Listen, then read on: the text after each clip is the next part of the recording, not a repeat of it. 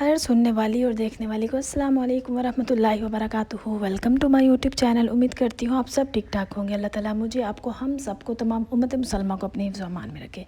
ईद के बाद मुझे वीडियो बनाने का टाइम नहीं मिल रहा था क्योंकि ज़रा जंगों का सीज़न चल रहा था। सारा इंटरेस्ट सबका, तमाम उम्मत मुसलमान का जो इंटरेस्ट और अटेंशन है उसी तरफ सबकी लगी हुई थी। पहले फ़लस्तीन का इशू चल रहा था, फिर उसके बाद इंडिया और पाकिस्तान की जंग स्टार्ट हो गई। ये तो सबको पता है कि इंडिया पाकिस्तान के अवाम के दिल एक दूसरे के लिए धड़कते हैं, लेकिन हुकूमतें जो काम सर अंजाम देती है वो भी सबके सामने है। फिर उसके बाद सीरियस वाली जंग जो है वो इसराइल और ईरान की जंग स्टार्ट हो गई, जिसकी वजह से सारी उम्मत मुसलमान की नज़रें जो है इसी पे लगी हुई थी। तो मेरी भी सारी अटेंशन ना इन जंगों की तरफ ही थी। ये जंगों के सीज़न में भी मैंने कहीं पे भी अपनी हेयर केयर जो है वो मैंने कहीं पे भी स्टॉप नहीं इसको लगाया। मैं कंटिन्यूसली अपनी हेयर केयर करती थी। मैंने hair mask, hair serum, hair spray जो है वो इस तरह के हेयर जेल मेडिकेटेड हर्बल बना के रखे हुए हैं, तो मैं उनको ही अप्लाई करती रहती थी। बस वीडियो बनाने का टाइम नहीं मिला था। तो मैं इस वक्त जो मौसम चल रहा है वो ड्राई है, रफ़ है और मतलब उसमें ना चिपकने वाला मौसम है, हब्स है। तो इस मौसम में स्किन तो ऑयली होती है, लेकिन बाल जो है वो पसीने की वजह से और बहुत ज़्यादा, जब आप पीछे टाइट बांधते हैं, एक तो आगे से फ्रंट लाइन आपकी जाती रहती है वो ख़राब हो जाएगी, वीक हो जाएगी, आपके बाल वहाँ से वीक हो जाएंगे, फ्रंट लाइन आस्ते आस्ते गायब हो जाएगी। इस मौसम में आपने ख़ास तौर पे ये केयर करनी है कि अपने बालों को बहुत ज़्यादा टाइट पीछे नहीं बांधना, थोड़ा सा लूज़ करके बांध लेना। उसके बाद आपने इसको जब नहीं हेयर वॉश करते तो वो बालों में, स्कैल्प में पसीना आने की वजह से, क्योंकि इतनी गर्मी है, रोज़ नहाओ फिर भी बहुत ज़्यादा स्कैल्प में पसीना आ जाता, तो आपके स्कैल्प जो है वो बंद हो जाते हैं, उसके पोर्स, तो वो सांस नहीं ले पाता। उस वजह से ख़ारिश और इस तरह के डंड्रफ और इस तरह के इश्यूज़ भी हो जाते हैं।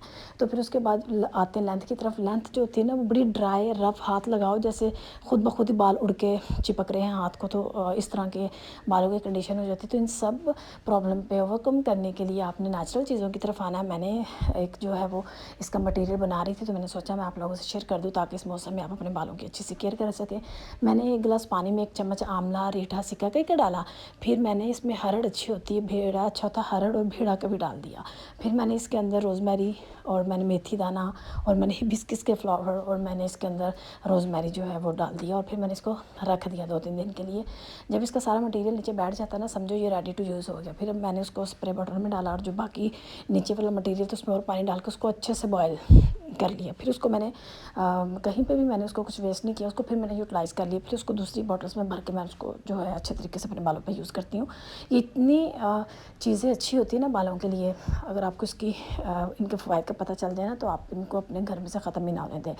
तो ये चीज़ें जो है इनको मैं यूज़ करके अपने बालों की केयर करती हूँ। मेरे बाल इस वक्त कोई बम नहीं फटा हुआ, अल्हम्दुलिल्लाह, फ्रिज़ी भी नहीं है, ठीक है, स्मूथ है, सॉफ्ट है और शाइनी है। इस मौसम में अपने बालों की केयर करने के लिए इन चीज़ों को ज़रूर यूज़ करें और अपने बालों को, ये जो कि आपने आगे पीछे अपनी केयर करते रहते हैं, इस मौसम में केयर छोड़ देंगे ना तो ये फ्रंट लाइन जैसे कि आहिस्ता आहिस्ता गायब होती जाती है। इस मौसम में सबसे ज़्यादा फ्रंट लाइन गायब होती है गर्मियों में, क्योंकि सारे बाल टाइट करके पीछे बांध दिए जाते हैं, तो उसका नुकसान जो है वो बाद में भुगतना पड़ता है।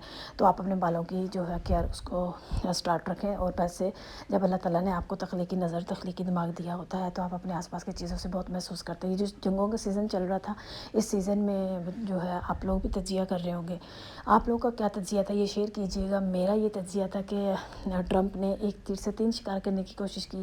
फ़लस्तीन को तो उसने पहले निशाना इसराइल ने बना दिया हुआ था और उसके बाद फिर उसने इंडिया के ज़रिए पाकिस्तान पे जंग मुसल्लत की, जिसका जो नतीजा निकला वो सब ने देखा। पाकिस्तान को बड़ी शानदार फ़तह जो है वो हासिल हुई और इंडिया और पाकिस्तान के लोगों का दिल एक दूसरे के लिए धड़कता है, लेकिन हुकूमतों का किरदार जो, और उसके बाद फिर ईरान और इसराइल की जंग स्टार्ट हुई। वो एक सीरियस वाली जंग थी, वो एक्चुअल में उम्मत मुसलमान की ही जंग थी।